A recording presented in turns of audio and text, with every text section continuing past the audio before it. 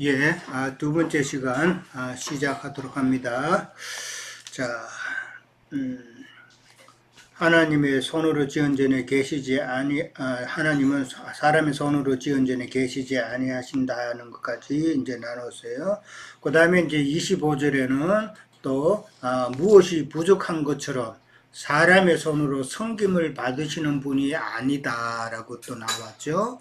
섬김을 받으시는 분이 아니고 만민에게 생명과 호흡과 만물을 친히 주시는 이다라고 그렇게 표현을 합니다.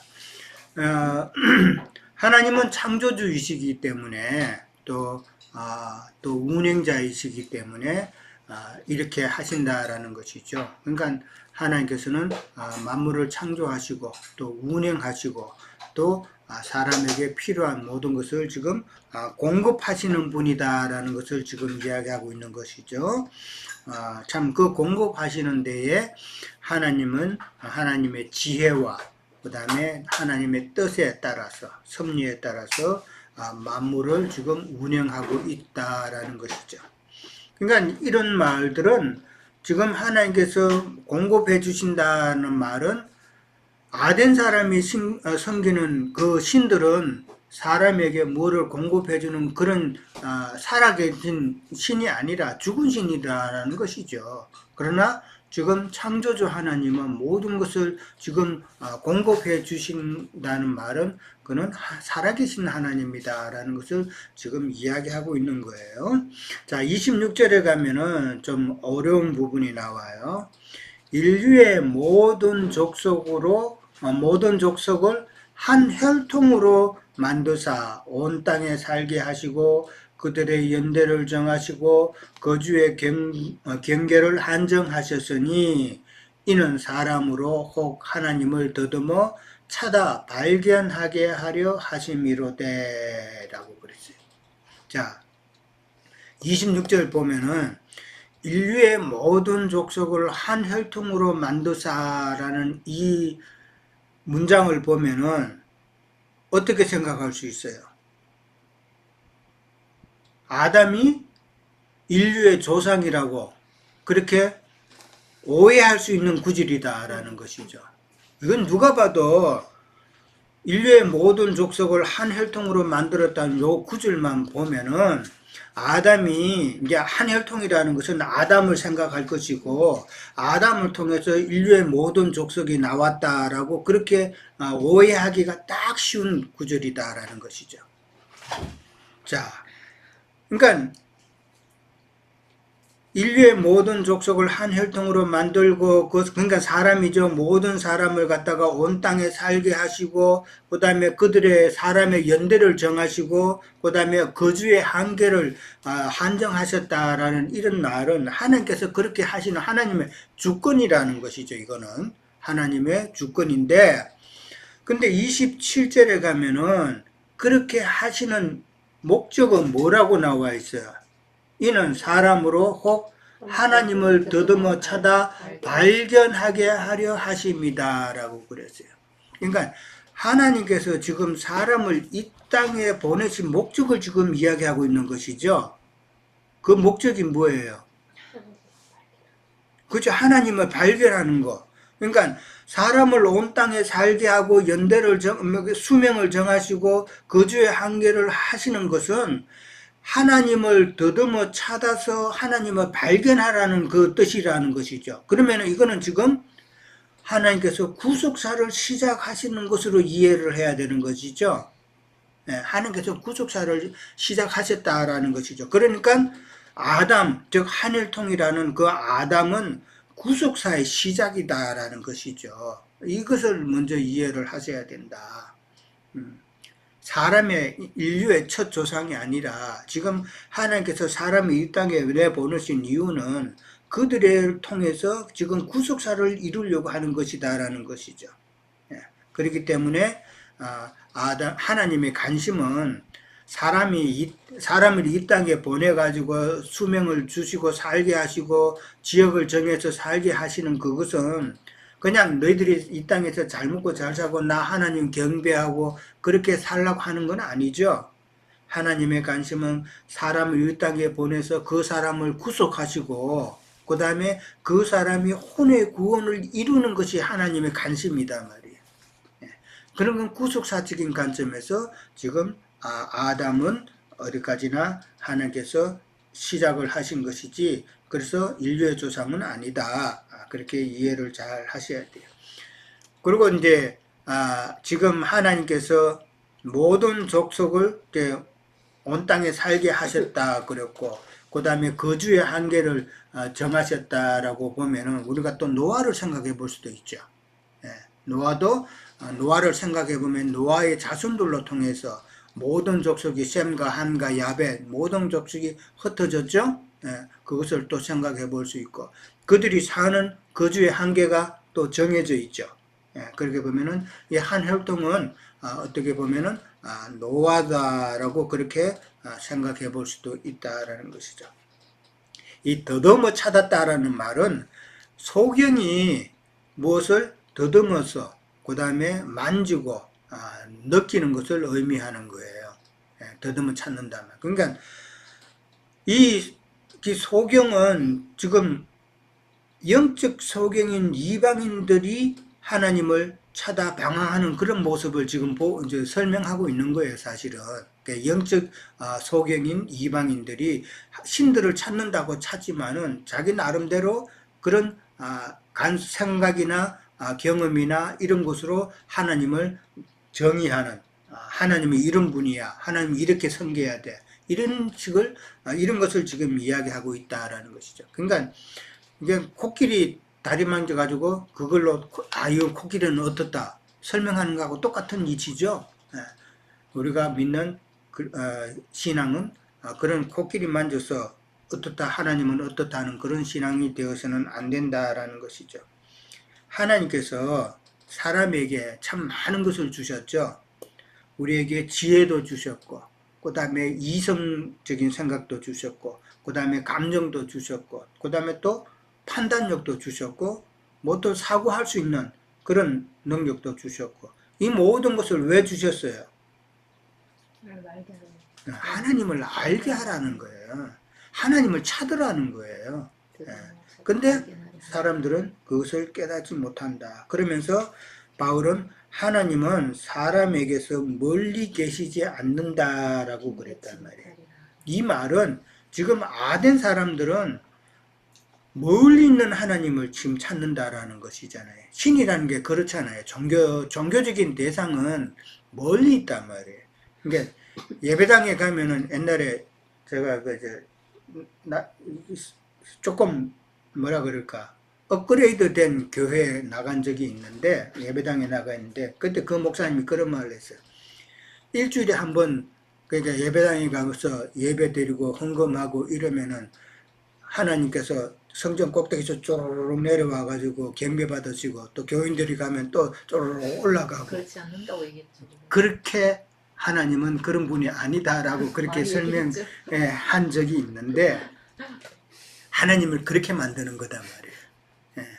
그러나 우리는 어떻게 해야 돼요? 이 말씀이 내 안에 있으면 곧 하나님이 내 안에 계시는 거잖아요. 그렇죠?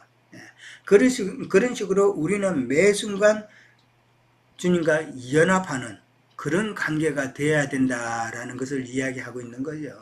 세상 교계에서는 그 사람의 신앙이 그 영의 상태가 어떤 거는 사실 크게 상관없어요. 그 사람이 열심히 봉사하고 열심히 헌금하고 이러면 그 사람들은 그게 된 걸로 아는 거란 말이에요. 출석 잘하고 이러면. 그러면은 그거는 아니다. 그거는 멀리 있는 종교는 하나님은 지금 하늘 어디에 계신다고 그러면은 그거는 멀리 있는 하나님을 섬기는 거다라는 것이죠. 자, 그 다음에 28절에 가면은 우리가 그를 힘입어서 기동하고 존재한다. 그로 인해서 우리가 존재한다는 것이죠.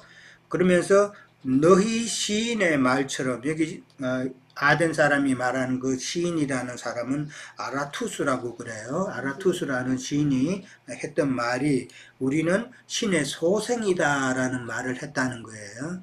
이게 소생이라는 말은 조물주와 피조물의 관계를 말하는 거예요. 예, 우리는 그의 피조물이다. 그런 의미죠. 자, 그러므로 이제 29절에 가면은 하나님의 소생이 이와 같이 하나님의 소생이 되었은즉 피조물이 되었은즉 하나님을 금이나 은이나 돌에다 사람의 기술과 고안으로 새긴 것들과 같이 여길 것이 아니다라고 그랬어요. 3번 문제가 참 하나님을 금이나 은이나 돌에다가 사람의 기술을 써서 그다 사람이 고안을 해서 이렇게 어떤 새긴 것들이 있는데 그것을 갖다가 하나님과 같이 여기지 말라는 이야기죠. 예. 왜 그렇게 하면 안 돼요? 아무것도 아니니까. 아무것도 아니니까. 예. 그건 하나님이 아니라는 것이죠. 예. 하나님이 아니고 그 다음에 피조물이 아까 우리는 하나님의 소생이라고 그랬으니까 피조물이라는 말이잖아요. 피조물이 만든 것을 하나님이라고 한다면은, 그죠? 그러면은 하나님은 피조물보다도 못한 존재다는 이야기잖아요. 그렇잖아요. 내가 피조물이 뭐를 만들어서 이건 하나님이야, 나를 창조하신 하나님이야 라고 그래서 그걸 갖다 동일시한다면은 그 하나님은 참 피조물보다 못한 하나님이다라는 말이죠. 그래서 그렇게 생각하지 마라라는 것이죠. 사람은 어디까지나 하나님에 의해서 창조되었기 때문에 사람이 하나님을 어떤 행상으로 만들어가지고 이것을 하나님이다라고 할 수가 없다라는 것이죠. 예배당도 마찬가지다. 사람의 전이라는 것도 마찬가지로 여기에 하나님이 계신다고 그렇게 말하는 목사들 참 많죠.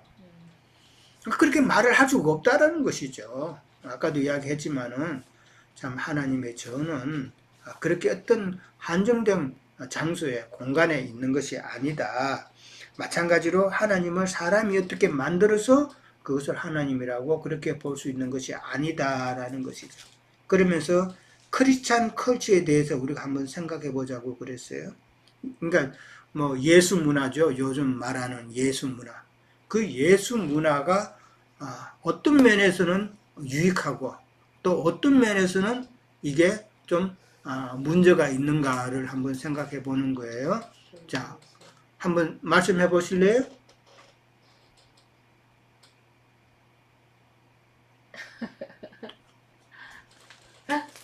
네, 준호 형제님?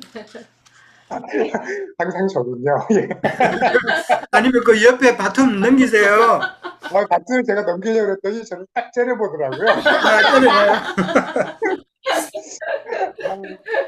저기 그 크리스찬 컬처 깊이 생각해 본 적은 없는데 글쎄요. 그 컬처라고 하는 게 사실 우리 삶의 한 양식이잖아요. 문화. 그래서 그것을 좋은 면으로만 이렇게 생각을 하자면 결국 그리스도인의 삶의 모습을 이렇게 그렇게 문화로 표현한 것이라고 표현을 할 수 있게 생각을 해볼 수도 있겠어요. 그것이 그리스도가 우리 삶의 방식이어야 된다는 걸로 받아들일 수도 있지만 사실 문화의 한 큰 부분은 뭐냐면 우리가 예술이라고 부르거나 혹은 이제 창작이라고 하는 영역이잖아요. 그래서 아까 이제 형제님께서 설명을 해주신 그 부분하고도 이렇게 보면 일맥상통하는 건데 이제 창조주이신 하나님께서는 이제 창조의 질서라는 것이 있어서 그래서 우리가 피조물이지만 사실 우리도 주님께서 이제 창조할 수 있는 능력을 주셨기 때문에 창작이라는 것을 하고 뭔가를 만들어내죠. 그렇죠? 그러면 이렇게 만들어낸 대상은 내게 있어서는 그것이 나의 피조물인데 그 피조물의 창조를 한 내가 이제 그 피조물에게는 내가 창조주인. 내 창조주가 피조물을 섬기고 숭배한다고 하는 것은 창조의 질서를 완전히 거스르는 그런 것이기 때문에 하나님께서 그것을 우리에게 당연히 그 질서를 거스르는 것을 우리에게 허락하지 않으시고 그것이 옳지 않다고 우리에게 분명히 이렇게 말씀을 해주시는 거잖아요. 근데 크리스천 컬처가 그런 의미에서 내가 옛날에도 사실 꼭 지금만 그런 게 아니라 옛날에 많은 중세 문화들도 뭐 성경의 한 장면 아니면 성경의 어떤 가르침 이런 것들을 예술 행위로서 내가 창조를 했죠. 창작을 해서 그런 것들을 보고 거기에 속한 하나님의 뜻을 기리고자 하는 의미가 있었을지 모르더라도 결국은 그것이 아, 그러니까 예술 작품으로서 사람들이 그것을 숭배하고 우상화하는 것처럼 이렇게 바뀐 것처럼 크리스찬 컬처도 우리가 우리의 창작의 대상을 우리가 즐기고 누리고 하면서 그것을 아, 나의 피조물인 그 컬처를 내가 숭상하는 그런 현상으로 역전되니까 그런 의미에서 문제가 있다고 받아들일 수 있겠습니다. 예. 죄송합니다. 말이 너무 아니야, 예, 길었어요. 맞아요. 이거 뭐, 예. 의도하시는 의미는 이제 저희들이 이렇게 잘 전달이 됐고요. 참, 예수 문화, 그러니까 크리스찬 그 컬처, 이거는 이제, 주로 이제 보면은, 젊은 층에서 많이 이제 이것을 좀 따르는 그런 경향이 있죠. 그렇죠. 그러니까 예수 중심적인 문화라는 말은 이게 결국은 세상에 빠져 있는 젊은이들을 구해내는 그런 역할을 하고자 해서 시작을 한 거죠, 사실은. 그러니까 세상 젊은이들은 세상에 빠지기가 쉽잖아요. 그래서 그 세상에 빠지면은 예수께로 돌아오기가 쉽지 않으니까 그것을 이제 방지하기 위해서 일단은 예수 문화가 형성되었다라고 이제 볼 수가 있고, 그런 면에서 있어서는 예수 문화가 참 많은 유익이죠. 예, 많은 유익인데, 근데 이제 예수 문화라 그러면은 그 뭐 영화 같은 거 이런 것도 많이 만들고, 그 다음에 음악 같은 거, 그러니까 우리가 잘 아는 중세의 그 종교 음악 같은 거, 그런 거. 오늘날로 말하자면은 CCM 문화, 그 찬양 문화, 이런 것도 다 지금 예수 문화에 속하는 것이죠. 신앙서적 네. 같은 것도. 그렇죠. 신앙서적이나 또 여러 가지가 어떤 형상, 그 다음에 천주교로 말하자면 마리아의 상, 이런 것도 만들어 놓고 이게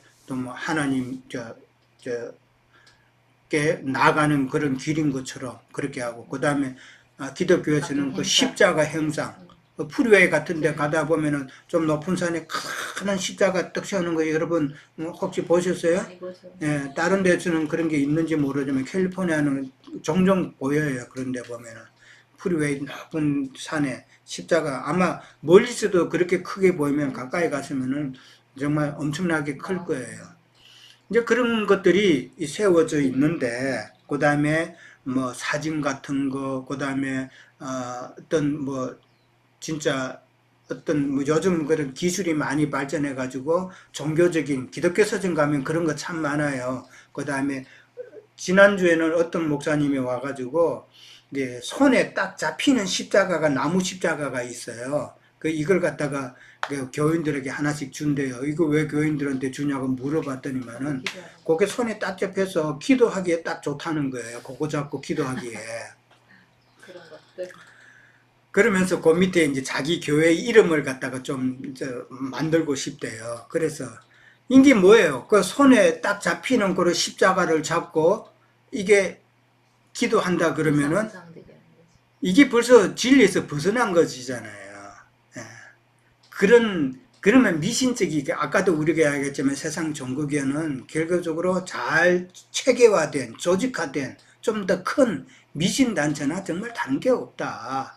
그렇다는 것이죠. 그러니까 그런 십자가 모양이나 어떤 행상이나 영화나 이 음악이나 이런 것들이 결국은 우리가 지금 CCM 같은 것도 많이 들어보면 그 가사 내용이라는 것이 상당히 혼적이잖아요.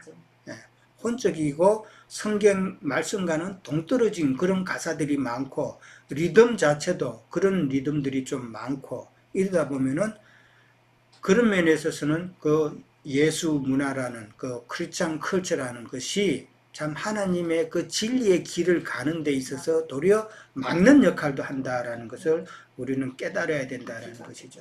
거기에 심취되어 있으면은 CCM에 심취되어 있고 CCM 모임에 보면은 그 나오잖아요. 젊은 애들이 모여가지고 막 손 흔들면서 이렇게 혼적으로 하다 보면은 이게 진리로 올 수가 있겠냐 하는 것이죠. 예.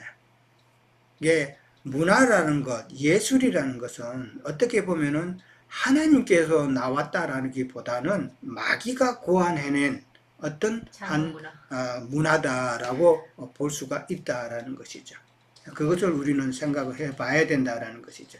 어느 면에서는 참 필요해요. 예, 너무 세상적이지 않게 하기 위해서는 필요하지만은 그러나 거기에 심취되어 있으면은 참 하나님께로 나가는 길을 도로 막고 있다라는 것을 이야기를 하고자 하는 거예요. 자, 그 다음에 30절에 가면 알지 못하는 시대라고 그랬어요. 이 알지 못하는 시대라는 말은 참 이방인들의 영적 어둠의 때라고 이제 우리가 생각해 볼 수가 있죠. 그 알지 못하는 때는 하나님께서 참 간과하셨다라고 그랬어요. 간과하셨다는 말은 하나님께서는 때를 따라 일하신다라는 것을 보여주는 말이죠. 지금 때를 따라서 일하시고 있다는 것을 말하는 것이다. 그러니까 어떻게 보면 영적 어둠의 때에는 세상적인 면에서는 더 밝음의 때였다라는 것을 우리가 알죠. 중세 영적으로 어두울 때에 그때 뭐가 발달을 했어요? 종교음악이 엄청 발달했어요. 우리가 알고 있는 핸델의 메사야나 그다음에 여러 가지 그 종교음악이 그때 다 만들어진 것이란 말이에요. 근데 그때는 영적으로는 어두운 때였다라는 것이죠. 암흑기였단 말이에요. 그 암흑기를 갖다가 하나님을 찾고자 하는 그 열성이 뭐로 바뀐 거예요? 지금 음악으로 바뀐 거단 말이에요. 그래서 그 음악을 통해서 사람들이 위로를 받기를 원했고 위로함을 받고 이러다 보면은 참 하나님에 대한 그 말씀을 통해서 위로받고 기쁨을 받는 것은 이 무시가 되어버린다라는 것이죠. 그런 면을 우리는 생각해 봐야 된다. 그렇기 때문에 바울은 이제는 회개하라라고 그렇게 말을 하죠. 알지 못하는 시대에는 하나님께서 간과하셨지만은 이제는 어디든지 사람에게 다 명하사 회개하라 하셨다고 그랬었어요. 회개해야 되는 이유가 있죠. 왜 회개해야 돼요? 4번 문제가 오늘 나왔는데 31절에 보면은 회개해야 될 이유가 뭐라고 되어 있어요? 31절에 보면은 모든 사람에게 믿을 만한 증거를 주셨습니다. 이는 정하신 사람으로 하여금 천하를 공의로 심판한 날을 작정하셨다고 그랬죠. 그러니까 심판이 있으니까 심판이 있는데 그럼 잘못한 걸 또 그냥 갖고 갈 수는 없잖아요. 그러니까 해결을 해야 된다는 것이죠. 그러니까 여기 정하신 사람은 누구예요? 심판관 대신 예수 그리스도죠. 예수 그리스도로 하여금 천하를 공의로 심판하신다 그랬어요. 예수님께서 그리스도의 심판대에서 재판관이면은 배심원들은 누구예요? 예수님은 혼자 심판하세요? 구름 같은 정인들이라 그러죠. 구름 같은 정인들이 같이 그 치천사들이죠. 치천사들이 같이 재판한다 그랬어요. 그런 영광이 참 우리에게는 있다라는 것을 이해를 하셔야 돼요. 그래서 우리가 그런 것을 바라보면서 얼마나 영광스러운 위치예요. 그것을 바라보고 우리는 믿음의 길을 가야 된다라는 것이죠. 자, 그 다음에 회개해야 될 이유는 부활하셨기 때문에 예수님께서 부활하셨기 때문에 그가 하나님이시다라는 증거를 많이 주셨다라는 것이죠. 그를 죽은 자 가운데서 살리신 것으로 모든 사람에게 믿을 만한 증거를 주셨다라고 그랬는데 아까도 이야기했지만 예수님의 부활은 몸의 부활은 아니다라는 거죠. 영으로 부활하신 거다. 육신의 부활은 아니다. 영으로 부활을 하신다. 근데 영으로 부활하셔가지고 각 사람의 심령에 오신다라고 이제 그렇게 말씀을 드렸는데 육으로 살아나는 것보다도 예수님이 영으로 각 사람의 심령에 오시는 것이 나는 이게 더 놀라운 것이라고 보는 거예요. 사람은 간혹 가다가 그런 기사가 나오잖아요. 누가 죽었는데 시체 안치질에 들어갔는데 10시간 만에 깨어났대. 그런 기사가 종종 나오잖아요. 그러니까 그것보다도 진짜 예수님께서 영으로 이 각 사람의 심령에 오셔서 참 진리로 계시해 주신다는 이 사실이 나는 그건 사람이 진짜 할 수 없는 일이잖아요. 예. 그게 더 놀라운 구원 일인데 생명이죠. 사람은 이 물질관이 있기 때문에 죽었다 살아난 것에 대해서 더 비중을 둔단 말이에요. 그렇게 또 하고 싶은 것이죠. 자신도 육으로 살고 싶은 거예요, 결국은. 그래서 저기 여호와 정인 같은 데서는 그 교리가 뭐예요? 사람이 죽지 않고 영원히 이 몸을 가지고 천년 동안 이 땅에서 잘 먹고 잘 산다는 거잖아요. 그러니까 사람은 뭐든지 이 육의 관점이 있다라는 거. 근데 우리는 어디에 관점을 둬야 돼요? 무게를 둬야 돼요? 영이단 말이에요, 영. 하나님도 우리의 육신에 대해서는 상관없어요. 원치 않으세요. 다만 육신을 주고 이 땅에 살게 하신 것은 구원을 이루라는 것이잖아요. 예. 마찬가지로 하나님의 뜻을 우리가 깨달아서 영이 더 중요하고 우리의 혼을 구원을 이루어가는 그 모습이 하나님께서 기뻐하시는 모습이다라는 것이죠. 자, 그 다음에 32절에 가면은 이제 바울의 증거는 결국은 뭘로 연결이 돼요? 부활로 연결되죠. 결국은 부활로 연결되는데 그들이 죽은 자의 부활을 듣고 어떤 사람은 조롱하고 어떤 사람은 이 일에 대해서 네 말을 다시 듣겠다 하니라고 나옵니다. 자, 그러니까 바울이 부활에 대해서 이제 증거할 때에 아덴 사람의 반응은 어떠했는가라는 이제 5번 문제가 나오는데, 자, 어떤 반응이 나왔어요? 방금 이건 조롱하고 어떤 사람은 조롱했다 그랬어요. 그 다음에 어떤 사람은 다시 예, 듣겠다라는 말을 해요. 자, 조롱하는 거 왜 조롱을 해요? 말도 안 되는 소리. 믿고 안 믿고가 아니라 이거는 자기들의 평소의 그 철학적인 생각, 사고, 자기들의 사고하고는 지금 너무 안 맞다라는 이야기단 말이에요. 그러니까 조롱했다라는 것이에요. 그러니까 더 믿을 수도 없는 것이죠. 그러니까 자기들의 그 생각과는 전혀 다른 말이다. 이 부활이라는 것. 그러니까 지금 그들이 죽은 자의 부활을 듣고 그 다음에 조롱하고 또 다시 듣겠다 하는 이런 지금 문장이 나온 것은 지금 그 당시 아레오바고에서 바울이 지금 증언하고 있는 상황을 우리가 생각해 봐요. 바울이 부활에 대해서 증거를 했을 때에 지금 사람들의 반응이 이렇게 나왔다라는 말은 부활 증거로 인해서 소란이 일어나가지고 바울의 증거가 여기서 스탑됐다는 이야기예요. 그렇죠? 네. 바울이 더 이상 증거를 이어가지 못한다는 말이에요. 이게 아덴 사람들이 바울이 부활이라는 말을 전했을 때 다 지금 소동이 일어났다라는 그 상황이다. 그래서 소동이 일어나면서 어떤 사람은 조롱하고 또 어떤 사람은 가면서 다시 듣겠다라는 말을 했다는 건데, 이 다시 듣겠다 하는 이 말도 사실은 좀 전자는 사람들이 듣기 좋으라고 하는 소리지 내가 듣고 싶어서 다시 듣겠다는 이 말이 아니다라는 이야기예요. 만약에 듣고 싶어서 다시 듣겠다라고 그렇게 하면은 나중에 바울이 어느 위치에 누구 집에 있으면은 그 집에 가서 또 듣겠죠. 예. 근데 바울은 떠났다 그랬어요. 떠났다 그랬어요. 그러니까 지금 다시 듣겠다 하는 거는 이 사람들이 지금 당장은 내가 참 그거 받아들이기가 어렵다라는 이 말이단 말이에요. 그러니까 이거는 복음을 듣고 미루는 것이죠. 예. 미루는 것은 참 이건 때를 놓치는 그런 아쉬움이다라는 것을 이해를 해야 된다. 그래서 성경에 보면은 복음을 들었을 때는 때를 놓치면 안 되는 것이죠. 그것을 성경에서는 신약에서 뭐라고 그랬어요? 세월을 아끼라 그랬잖아요. 세월을 아끼라. 이 시간을 아끼라는 이야기가 아니잖아요. 복음을 들었을 때에 그 복음을 빨리 받아들여서 참 그 진리의 말씀대로 신앙생활을 조금이라도 더 많이 하고 가라는 이야기잖아요. 시간 아끼라는 이야기가 아니에요. 그러니까 지금 이 아덴 사람들은 지금 받아들이기가 어렵다. 자꾸 미루다 보면은 이거는 결국은 들을 기회가 없다라는 이야기가 되는 것이죠.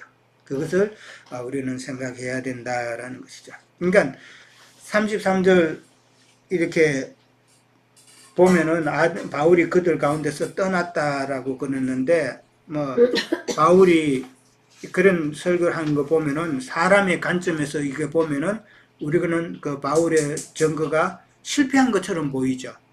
예, 이거는 그냥 거기서 소란이 일어나고 사람들이 그렇게 했으니까 실패한 것처럼 보이나 그러나 성령은 우리에게 바울의 그 증거로 인해서 주는 교훈은 유대인들이 하나님을 안다고 하는 그 교만으로 인해서 예수님을 대적했잖아요. 그렇죠? 하나님을 자기는 누구나보다 더 잘 알고 잘 섬기고 한다는 그 교만 때문에 예수님을 대적했듯이 아덴 사람들 또한 자기네들의 그 철학적이고 문학적이고 예술적이고 여러 그 지식적인 그런 교만으로 인해서 지금 바울이 전하는 복음을 받아들일 수가 없다라는 것이죠. 아까도 이야기했지만은 사람도 마찬가지다. 자기 나름대로의 그 철학이나 신학이나 어떤 지식이나 이런 것으로 딱 굳어지면은 그것이 교만이 되어버리면은 참 진리의 말씀을 전가하기가 참 어렵다라는 것을 지금 성경에서는 보여준다라는 것이죠. 근데 딱 이제 두 사람을 얻었죠. 아레오바고 갈리에 있던 디오누시오라는 사람, 그 다음에 다말이라는 하는 여자를 이제 얻었다라고 그렇게 나옵니다. 자, 오늘 이제 내용에 보면은 우리가 대비해서 생각해 볼 것은 바울의 설교가 있어요. 그 바울의 설교에 그 대비해서는 그 헬라 사람들의 그 철학이 있었다라는 것을 이제 서로 대비를 해봅니다. 그러니까 바울의 설교에서는 하나님은 한 분이라고 그랬어요. 그런데 아덴 사람들은 그 범신론이죠. 특히 그 스토아 철학 같은 경우는 모든 것에는 신이 있다고 하는 것이 서로 대치가 되죠. 아덴 사람들의 신은 3만이 넘는다고 그래요. 그러니까 모든 것에는 신이 있다고 하는 그런 철학이 바울의 설교 하나님 한 분이라는 것과 대치가 되죠. 그 다음에 바울은 하나님은 창조주이시다라고 그렇게 이야기를 했지만은 그러나 에피크로스 철학자들은 세상은 원자 아주 미개하게 오늘날도 그렇게 말하는 사람들이 있잖아요. 그 원자들이 우연하게 결합이 되어서 그것이 또 발전이 되고 그래서 어떤 물체가 되었다라는 이런 사상, 이게 철학에서 나왔다라는 것이죠. 그런 철학 사상 때문에 또 대치가 되고 또 아리스토텔레스 학파 같은 경우는 이 모든 세상은 이미 영원 전부터 신이 있기 전부터 있었다라고 하는 그 사상이죠. 그러니까 바울의 설교하고는 대치가 되는 그런 내용이었고 그 다음에 하나님은 한 혈통 아담을 통해서 구속사의 시작을 하셨다라는 그 내용에 있어서는 아덴 사람들은 또 특이한 생각을 갖고 있었어요. 자기네들은 아티카 본토라는 곳에 그 흙으로 그냥 만들어졌다고 그렇게 믿는다는 거예요. 그렇기 때문에 그 지역에서 우리는 그 지음을 받았기 때문에 다른 사람과는 다르다라는 그런 생각이 있다라는 것이죠. 그러니까 사람의 이 잡다한 이런 철학이나 이런 것들이 지금 성경하고는 너무 안 맞다라는 것을 이제 보는 거예요. 그리고 바울은 하나님께서 모든 것을 운행하신다라고 그렇게 말씀을 했잖아요. 근데 아덴 사람들은 사상은 신은 인간의 일에는 절대 개입하지 않는다라는 것도 사상이 있다라는 거예요. 그러니까 이것도 대치가 되죠. 왜 믿어 그래? 그러면서 하나님은 또 섬김을 받지 않는다라고 그랬는데 그 아덴 사람은 사람이 그 희생제물로 드림으로써 그 신들을 기쁘게 할 수 있다라는 이런 또 철학 사상. 이 모든 것이 그러니까 바울이 했던 그 말들은 아덴 사람들의 그 철학 사상을 너무나도 잘 알고 있기 때문에 거기에서 대비해서 다 이런 말들을 했다라는 것을 볼 수 있죠. 바울은 학자예요, 학자. 예, 많은 것을 배운 학자이기 때문에 이 아덴 사람들의 철학 사상을 빨리 꿰뚫어서 이해하고 있었기 때문에 하나님의 말씀을 전할 때에 거기에 다 대치되는 그런 말들을 했다라고 이제 보는 거예요. 마지막으로는 참 예수님께서 부활하셨다라는 이 말에 있어서는 아덴 사람들은 그 생각이 사람이 어떤 영웅이 있으면은 그 영웅이 참 신이 된다고 하는 그 사상이 있었다라는 것이죠. 그리고 사람은 죽으면은 끝이다 라는 그런 사상이 있었기 때문에 참 바울의 그 사상하고는 대치가 되기 때문에 이 아덴 사람들이 바울의 말을 받아들이기가 사실은 어려운 그들의 마음 상태, 그들의 환경이었다라는 것을 이해를 해 볼 수가 있는 것이죠. 그러니까 성경에도 보면은 빌립보서 3장 8절에 보면은 그리스도를 아는 것이 가장 고상하다고 그랬어요. 아덴 사람들이 자기네들이 그 참 고상하고 자기네들은 그 마게도니아 사람들을 갖다 야만인이라고 부를 만큼 자기네들은 좀 교만했잖아요. 자기네들은 많은 지식이 있고 그렇기 때문에 자기네들의 그 지식과 문화와 이런 것이 가장 고상하다고 생각했지만은 그러므로 다른 사람들을 멸시하고 그랬지만은 그러나 성경에서는 그리스도를 아는 것이 가장 고상하다고 빌립보서 3장 8절에 그렇게 나와 있어요. 그러니까 오늘날의 세상 교계의 사람들이 안다 하는 그 교만, 지금 아덴 사람의 교만이 오늘날 지금 세상 교계에 믿는다고 하는 사람들의 교만으로 이어지는 것이죠. 그 교만으로 인해서 참 진리를 지금 거부하는 그런 모습을 우리는 연결해서 생각해 볼 수 있다라는 것이죠. 자, 오늘은 여기까지 하도록 하겠습니다. 자, 혹시 또 첨언해서 저 깨달은 말씀 있으면 해 주시기 바랍니다. 예. 그 첫 시작할 때 영주님께서 말씀하신 것처럼, 그러니까 지금 바울이 이 아테네 사람들에게 설교를 하고 복음을 전파하는 접근 방식은 기존에 이제 유대인들을 대상으로 했던 거하고 참 다른데, 제가 이 아테네 사람들의 이 모습, 그리고 바울이 그들에게 전하는 말씀을 보면서 사실 현재 세태하고도 상당히 많이 이렇게 비슷한 느낌을 받아요.